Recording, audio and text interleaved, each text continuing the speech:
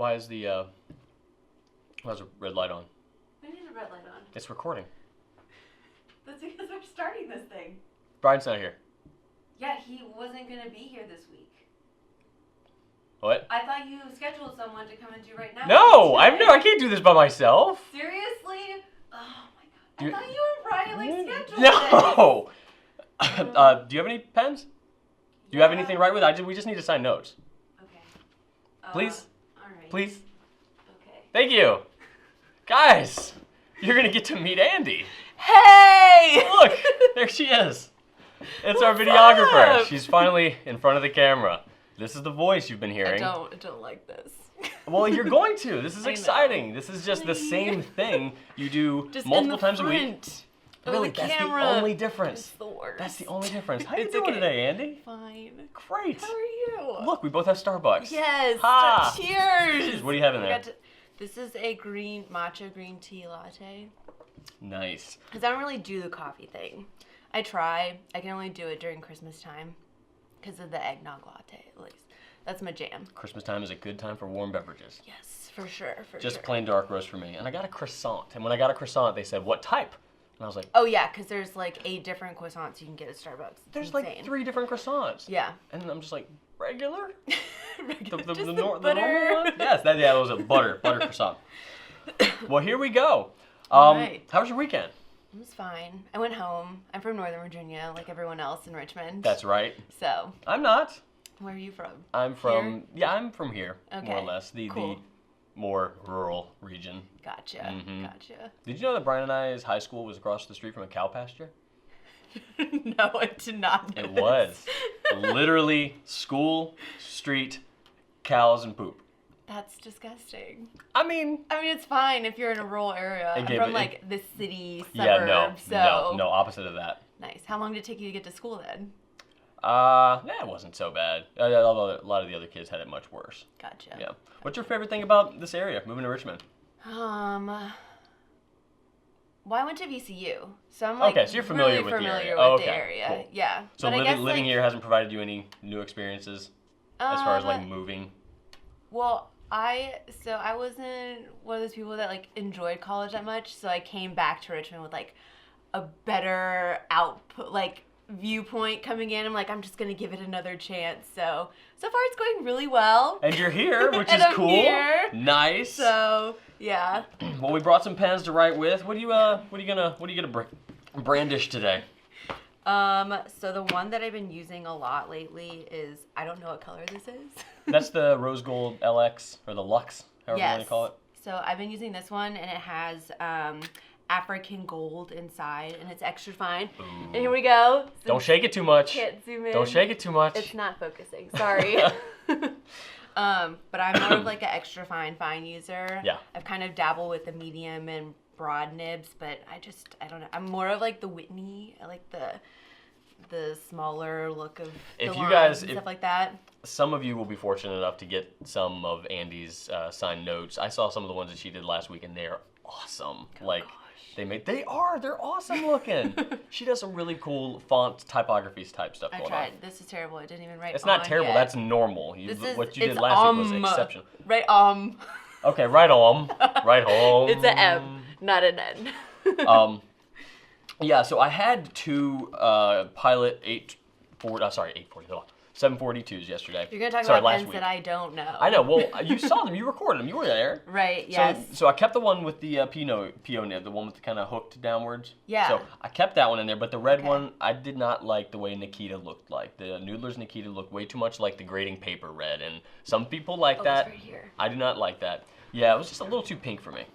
So. Yeah, I can see that. I really like the blue that you guys. Yeah, use. I kept the blue. But what I did this morning was ink up my Pilot Custom 912 with the FA nib. I don't know if you've seen this one yet. No. Ink that up with Noodler's Cayenne. And I think I've seen that. this one is a fun shading ink. If you want to see something that shades well, so you've got a kind of a dark and light color in the same stroke. Yeah, that's what I like about African gold. Yes. Is what I use in this pen. It has that like shading, so if I like do like sketches and stuff, I can do like a base layer and it's lighter, and then if I want more shading, then I... See, first, like, you know a ton about, like, you've really been thrust into the fountain pen world. Like, the terminology and stuff, like, you had to hit the ground running when you got to the company. Yeah. Like, she got here as soon as, like, more or less Brian got back from his LAMY trip. No, and, I was here before the LAMY trip. Right, but, like, that was your first big project, though. Oh, yeah. Like, Brian gave her, like, okay, here's a bazillion hours of footage. I did my first, that was so much fun. Man, like, but you nailed it. You knocked it out of the park. Thanks. My favorite thing that she's done, and I know that, you know, she will top this soon, but when I saw the LAMY video and I saw that pink, the LAMY VibrantPink ink shoot down into the water behind the pen. That was so much fun. And the sound corresponding right with the video, there's a music pop right when the... Yeah. Oh, yes. Thanks. that was really awesome. I really like that. How long did you want to do video as a thing or film as a thing? And what kind of like was the catalyst for that? So, I mean, I've always loved movies, and I just want to say that my favorite Disney movie, since they talked about it last week, is The Little Mermaid, and you knew this. Yes, I did. Because I have a little Tervis tumbler, and it has Ariel on it. My Drew wife walked in, and he was like, Shannon loves The my Little Mermaid. wife is crazy about Little Mermaid. So Crazy about it.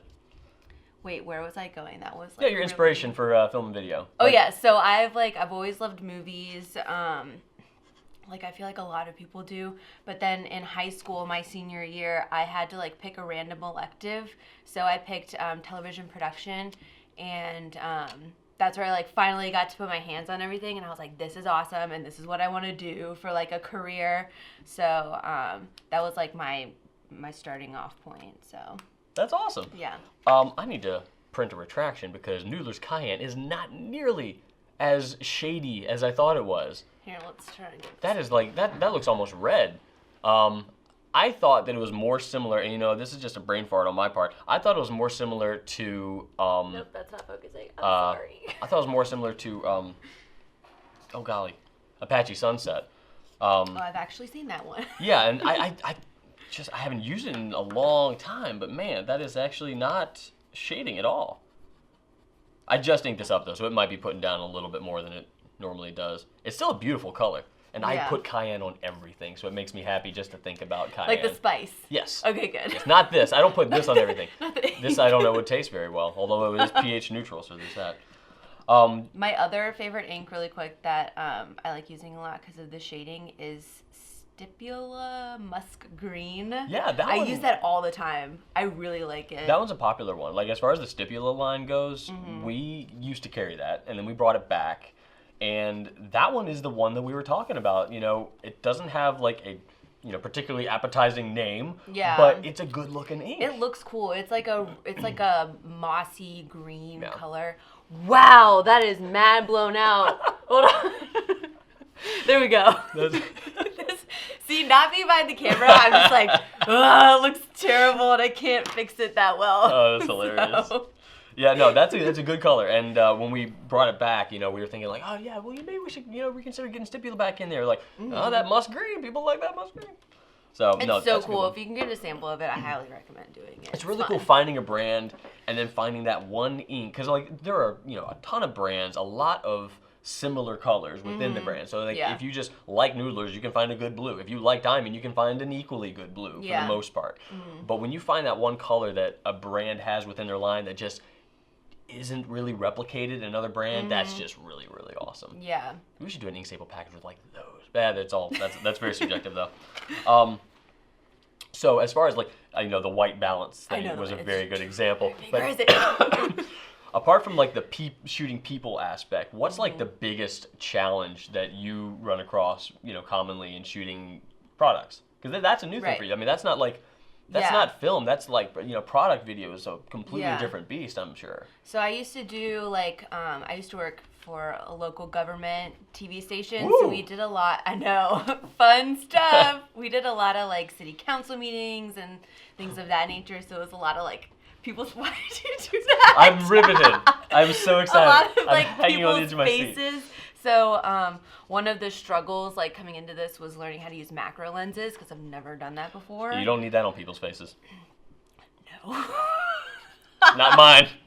Have you ever looked at one of those like either makeup mirrors or shaving mirrors that are supposed to really magnify things. Oh, yeah. And then been totally mad at it, looking at me like, oh, God, no. Why would I on earth want to look at myself in that close range? I'm a lady. Of course I know. I don't know. They gotta put makeup on just so you get the magnifying mirror. I do not like those things. I do not need to see my pores. Thank you very much. Sorry. Continue. So yeah, that's probably using the macro lens was not like a challenge, but like a new thing that I've never done before or used. So. I'd imagine it's probably, I know the challenge of it. The challenge of it is like trying to get the shot and like you had too much coffee, so you're like holding it like this. I have no idea what you're talking about. And then it's just like the worst shot ever because it's too shaky. That's why. I'm guessing macro lenses are probably more commonly used in still photography, right? That's what I've been told. So, okay, yeah. We'll go with that. I haven't, this is the first time I've ever really used them, so. We'll go with that. Yeah. So, one thing I do need to ask you about, this is, information I know, but I like hearing about it from you, so I'm thinking other people might. You have a pretty new puppy. I do. Her name is Ducky. How is Ducky doing? Ducky's doing really good, actually. So this is the fun story. So I got this job, and then literally the day I moved down, I was driving down 95, and my boyfriend calls me, and he's like, babe, guess what? I was like, what? We got a dog. Really? Oh. Yeah. So I didn't know that. No, I got Ducky the day I moved it. Wow. So we moved, my mom and I moved everything to my house, and then I went to go pick up Ducky later with a friend because Warren wasn't even in there. He got a dog and said, hey, go get him? No, he told me to wait till Friday when he got back from his business trip, but I'm an impulsive person, so I had to go get my dog then. So she was so cute. I've never had a dog before, so the first week, literally crying on the phone to all my family members, she keeps biting me, I don't know what to do. Yeah. But now I've taken her a bunch of training, and Jen, Brian's what's her official title? She's the executive assistant. Executive assistant. Been taking her to puppy classes with her, and she is great. So nice. Now she's doing much better. Did she do the whole crate thing, or? Oh yeah, she's crated right now. Okay. So. You ever think you'll get out of that? Is it going to be pretty much no, crate is life? She doesn't. Crate is life for sure, but she's just she's still a puppy, so I don't know. Maybe in a couple years we won't crate her, but she's a rascal. She gets into everything. Oh yeah. So. Yeah, puppies are challenging. Does she still have the razor blade sharp puppy teeth, or are those gone? No, those all fell out, and they all fell out while she was chewing on rawhide. Did you know they were gonna fall out? Because I didn't. I'm seeing teeth everywhere. I was like, whoa. No. Everyone told me. Okay, they were good. Wow, that's very considerate. Yeah, Nice. They were very nice. It's gonna start happening. Don't freak out. I was like, no, don't freak out like Drew did. Yeah, good. Sorry. Fantastic. Well, that's great to hear. Drew has a bunch of notes down on the side. No, I don't. I have 4. I have 4 notes. That's not a bunch. No, the only other thing I want to ask you is, as far as the biggest lesson you've learned being a new fountain pen user relatively, and have so much information kind of thrust upon you. What's kind of the biggest standout bit of info you've acquired? So I guess maybe the thing I was most shocked about by all the information was that I wasn't going to be good at using a flex pen the first time I used it. I'm still not good at it. I got the Conklin pen. Yeah, the Duraflex. Yeah, I suck at writing with this thing, okay? I try so hard. I railroad all the time. I think I have ink in here.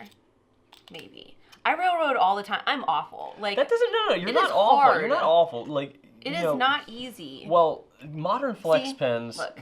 That's maybe I'm not supposed to push down that hard. Maybe not. This is my regular. Gosh, have you ever tried? Have you tried the 912? I don't know. Try this one. See, this is the other thing. People are like, "Oh, this number, this number, this number." It's just the name of the pen. I don't know what that means. Okay, don't press down Still learning. Don't press down too hard. Okay. Press down light, but it shouldn't require too much pressure. But that one will open up a little bit for you. Ooh, okay. So this is the other thing. I've been using. We have a little library of pens because we're the media department, so we have to show off different inks and pens, stuff like that. So we have a Noodler's Ahab. Yeah. I think it's in there. Also railroad all the time. I can't. I try really hard. This is very smooth though. Yeah. Well, it's also a little bit, see that it's going to be scratchy because it's a Pilot, so it's going to be a really, as opposed to the Duraflex or the Ahab. Smooth. Yeah. What is this? That's the Pilot Custom 912 with an FA nib. All right, I'm really gonna try to make this like in focus. I can do it. Nope, it's just not happening. I'm really sorry, guys, but here is truth. Yeah, take a look at the little cutouts on the side there. That's what really makes that nib a little bit more unique. You're like a beauty vlogger on YouTube. Here you go. Yeah, that works. Ooh, there we go. A little bit of focus. So it's got those notches cut out that provide a little bit more bend to it. Yeah. But unlike the Ahab, the Pilots and the Duraflexes, I really like this. you know, are modern flex in that they're not attached to feeds that are made to increase the flow to the amount that you would really want to for a flex pen. So the Ahabs do that. Nathan Tardif of Noodlers does have custom feeds made to provide that flow. I'm gonna take this. That one's fine. That feed is the same one that's on all the other 912. So that feed is the same one you're going to see on the stub version, on the extra fine version. So it's not made for the flow, so you are going to get, you know, a bit of interruption. Same thing with the Duraflex. The feed's the same thing you're going to see on the other Conklins, but the nib is kind of what makes it work. I can't get the like upward motion. Right, that's totally common. People get these pens all the time and, you know, expect to do the crazy stuff that you can do on YouTube. I cannot do. See, you're already doing better than I can do. Thanks. I just like the extra. I'll mess up. I just like the extra bounce that it provides. There is a lot of bounce to this nib. I like it. I really write normal with that pen. Like, you know, you see, you know, what I'm doing. You know, I'm more or less writing normal. It's nothing crazy happening. I'll do a little bit. I'll do a little bit of an extra flourish at the end, but I don't flex it. I really don't. I think that these pens are fun if you just want kind of a more bouncy, enjoyable, less rigid writing experience. Yeah, so I really like this. Yeah, it's fun. It's pricey though, as far as the Pilot pens go. It's on the upward ends of the the Custom 74 and things like that. Here, it's like it's so bouncy. It's so smooth. It's so smooth. Awesome. Cool. Well, I enjoyed this immensely. Wait, quick question, Drew. How was your Easter weekend? If you celebrate Easter. It was great. Not particularly, but you know, we gave Archer the whole go find some eggs thing and open a basket of fun things. We didn't do the whole Easter bunny thing, but he had a basket. It had fun stuff in it, and I think he liked it. It had a little transformer in there, and I got to see. I saw Ready Player One this weekend too. Oh, you did? Which I loved. Yeah. Is it good? I haven't seen any of the previews, but I saw. So my mom and I watched CBS Sunday Morning. Have you ever seen that? No. It's really cool. It's like 60 minutes, but like way shorter segments, and they just do. It's like a little mini documentary that's like 2 minutes long. And they did it on the movie? They did one about Player One, or the guy that wrote the book Ernest that Cline. they based it off of. Yeah. So that was interesting. Yeah. And I it's a book I had a lot of fun with, and it's not every day you see a movie adaptation of a book that doesn't feel rushed and weird and wrong. And there was a lot that changed, but I think they changed the right things, and they made it work. So it felt like I was watching a remake of the book, but it also felt like I was just watching a new Spielberg movie that had that same kind of Goonies feel to it. Oh, so, then I definitely it was fun. It was fun. I enjoyed it a lot. Nice. So, nice. Yeah, if you like, check out the book too. The book is actually read by Will Wheaton, and it's a pretty decent audio book as well. Will Wheaton. Okay, we need to go because I just realized the time. So. Time flies when you're having fun. All right, guys. Thank you for joining us for this right now. Let us know if you want anything particular out of these videos as well. If there's a different type of content you'd like, or an additional bit of content you'd like, let us know, and we will do it because we're here for you and we want to know. For you. Thanks a bunch. Right on. Right on.